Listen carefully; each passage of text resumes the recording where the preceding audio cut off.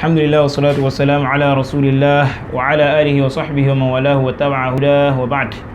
إخوة الإيمان السلام عليكم ورحمة الله وبركاته. وعليكم السلام ورحمة الله. أفقف الله سبحانه وتعالى وعليكم كاتب النبي محمد صلى الله عليه وسلم.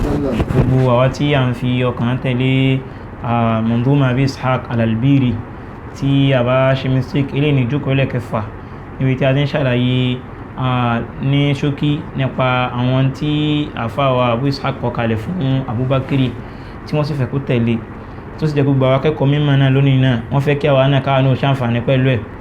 nígbàtí adé baitu ẹlẹ́ẹ̀kẹta kejì lé ní ọgbọ̀n 32 wala taqtal bimalika walha anhu. kó lè bàjẹ́ wípé a mọ̀ wípé à ń pín àwọn mọ̀dán àti ìsí topic ní tàbá ṣàkíyèsí ní baitu 31 afáàní farji'ha wada'ha anka al-wayna fama bil butuhi.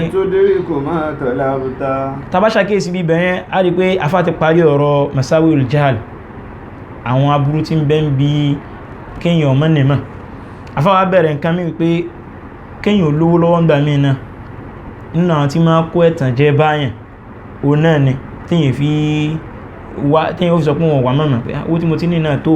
walaysa li jahilin finna before rẹ̀ ó ní wala taqtal bimalika walha anhu. nínú riwaya mi ó ní wala tahfil bimalika walha anhu. wọ́n jẹ́ kí la tahfil la tamrah wala taf'in inna Allah la yuhibbul farihin. ọlọ́run nífẹ̀ẹ́ tí máa yayọ̀ pọ̀rọ̀ afá ní máa yayọ̀ pọ̀rọ̀ pẹ̀lú owó rẹ̀ tó ní bimalika walha anhu afá jìnà sí makakún. falaysa al-malu illa ma alimta. in tó ọjọ́ jẹ́ dúkìá rẹ̀ o náà lówó tó ní ọ̀nà méjìlá gbà tún bẹ̀yẹn àmá àti ṣàlàyé síwájú. falaysa al-malu illa ma alimta. owó tó ní lọ́wọ́ o náà nìmọ̀ tó ní ìmọ̀ ní kó pàtàkì afáwáfẹ́ tẹ̀síwájú pé walaysa li jahilin fin-nasi mughnin. kò sí ẹni náà tó lè gba ẹni tó bá jẹ́ aláìnímọ̀ tó lè gbá kalẹ̀ mughnin laysa li jahilin fin-nasi mughnin. bẹ́yẹn bá fi lè wà aláìnímọ̀ yóò mọ̀ rò pé òun wà lójú ọ̀nà ni àmọ́ kò ní sí lójú ọ̀nà ẹ̀kọ́ rẹ̀ tí afáàkẹ́ báyìí àmọ́ àìnímọ̀ wọn máa dà láàmú yóò máa disturb ẹ̀ kò ní gbà fún yín. walau mulkul iraqi lahu tahatta.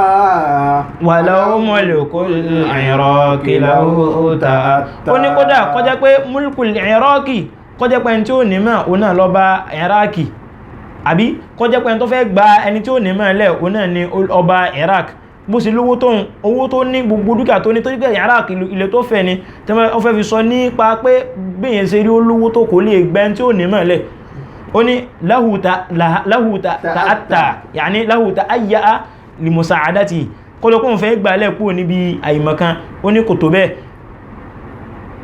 walau mulkul iraqi lahu ta'atta walau mulkul iraqi lahu ta'atta sayantiku anka ilmuka fi mala'in. ó ní torí pé ìmọ̀ rẹ̀ yantiku anka ilmuka fi mala'in ìmọ̀ rẹ̀ ni ó máa sọ nípa rẹ̀ láwùjọ tó bá wà fi mala'in ay fi awsati qawmika láàrin àwọn èèyàn fi awsati al-qawm ìmọ̀ rẹ̀ ni ó máa sọ nípa ìwọ gangan tó ń sọ̀rọ̀. yantiku anka ilmuka fi mala'in. tó bá ti wà láàrin àwọn èèyàn ìmọ̀ rẹ̀ ni ojú máa sọ̀rọ̀ ní ojú máa sọ nípa rẹ̀. yuktabu anka yawman katamta.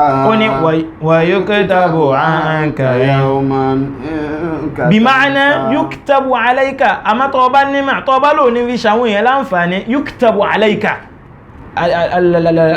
àwọn huruful jari yatanawwab a ma ṣiṣẹ́ fúnra wọn an kan bẹ̀ alayka nù yàní yuktabu alayka wọ́n ma kọ́ lè gẹ́ sí ẹ wípé lágbájá ọmọ lágbájá ó nímọ̀ láàkín ó fi pamá in katamta afá ní ìmọ̀ tó fi ma àwọn èèyàn wọ́n padà ṣe gíní o wọ́n padà fi bíọ́lẹ̀rẹ̀ wọ́n kọ ẹ̀ṣẹ̀ fún ọ pé ò fi wúlò fáwọn èèyàn.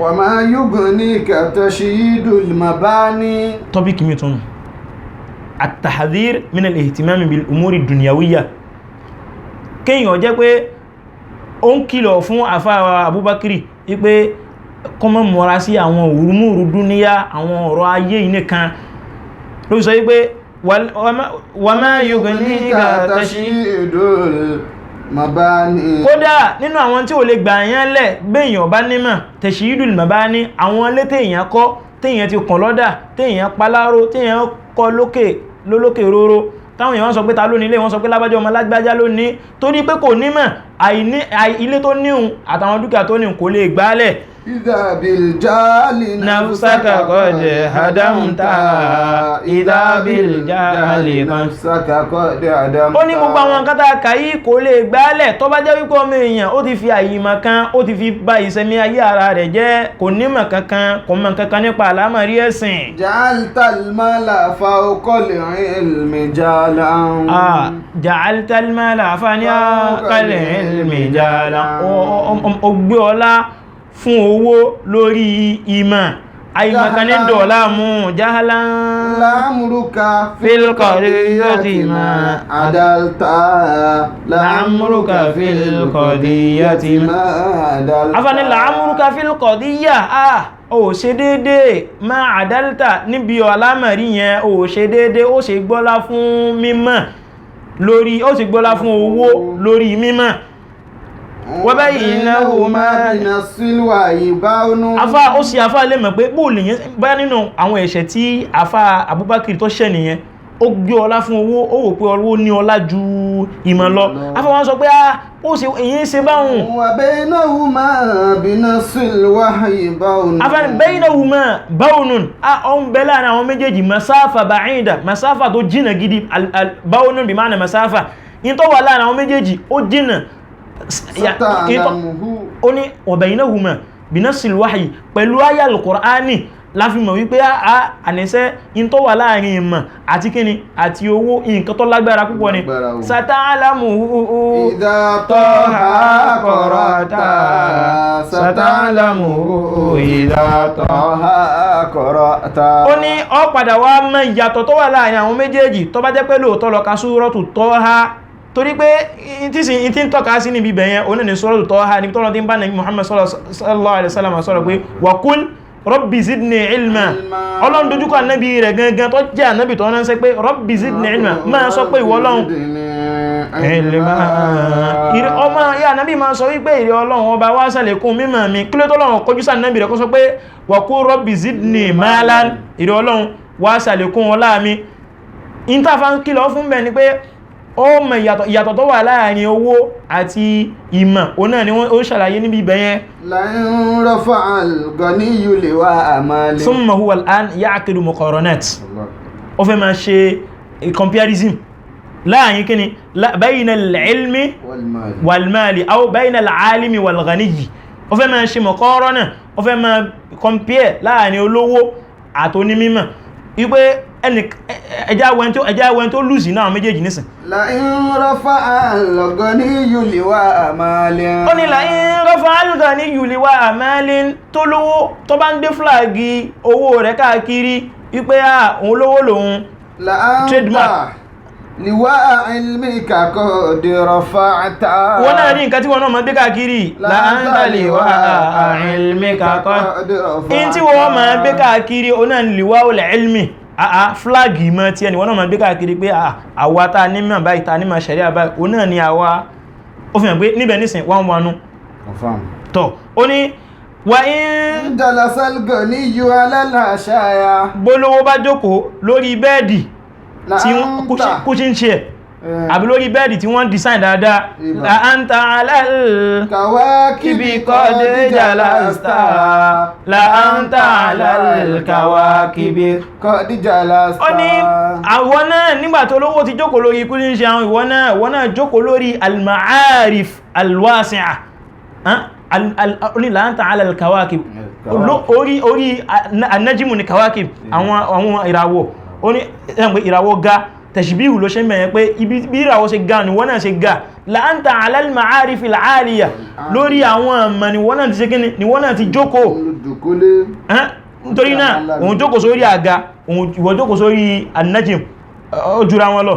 wa in rakibal jiyada musawwamati. afá ní àtúntẹ̀ síwájú jẹ́ ká tó kọmpíà díẹ̀ sí in jalasal wa in rakibal jiyada musawwamati. bólówó bá ń gun ẹṣin ńlá tí ń gun ẹṣin tí wọ́n design tí wọ́n fi kó nǹkan sí lẹ́nu wọ́n kó sí dára wọ́n kó sí ní gbogbo bọ́dì. láǹtà manahija taqwa rọ̀kìbìtà láǹtà manahija taqwa rọ̀kìbìtà. ó ní wọ́n náà rí nǹkan jókòó lé láǹtà manahija taqwa rọ̀kìbìtà. ó ní wọ́n náà rí nǹkan gùn ìwọ́n náà rí nǹkan gùn kí ni wọ́n gùn ìpayà Ọlọ́run Ọba ni wọ́n gùn títí ẹ ọjọ́ tìrìtìrì ẹjá fi tó bá wọn insha Allah ta'ala ní jókòó tí ń bọ̀ a ṣàlàyé fún wa kí wá ní onímọ̀ fi ju olówó lọ insha Allah ta'ala nínú ọ̀rọ̀ tí ń bọ̀ subhanakallahumma wa hamdik ashhadu an la ilaha illa anta nastaghfiruka wa natubu ilayk assalamu alaikum. sí gbogbo ẹ̀yin tẹ́ ti ṣe tán láti rin ìrìn àjò mímọ́ lọ sí mẹ́kà umrah lẹ́yìn fẹ́ lọ ni àbí hajj lẹ́yìn fẹ́ dé tètè máa bọ̀ ní iléeṣẹ́ àlùbáríkà gbogbo ohun tí ń mú ìrìn àjò rọrùn láti ilẹ̀ yìí títí dọ̀hùn gbogbo ẹ̀ ti wà nínú ètò ilé gbígbé ni ziyara ní ilé lọ ni kódà àwọn àlùfáà tí wọ́n kájú ẹ̀ ni wọ́n jọ ń ṣiṣẹ́ àdéhùn ló jẹ wọ́n lógún tí ẹ̀yin náà bá ti mú àdéhùn yìí ṣe lílórí àbọ̀rẹ́ ni yóò já sí àwọn tí wọ́n ti bá wọn lọ rí ni wọ́n ròyìn fáwọn tí ò tí ì bá wọn lọ wípé tẹ́ ẹ bá wọn lọ ìrọ̀rùn ló máa já sí títí darapọ̀ mọ́ àlùbáríkà hajj and umrah services installment payment is allowed iléeṣẹ́ àlùbáríkà wà ní number 11B amadu close Maikan bus stop Ẹgbẹ́dá Lagos tàbí kẹ́ ẹ pè wọ́n sórí 08170859436 àti 08160227742 àti 08021023090 àlùbáríkà ìwọ là ń bá lọ o.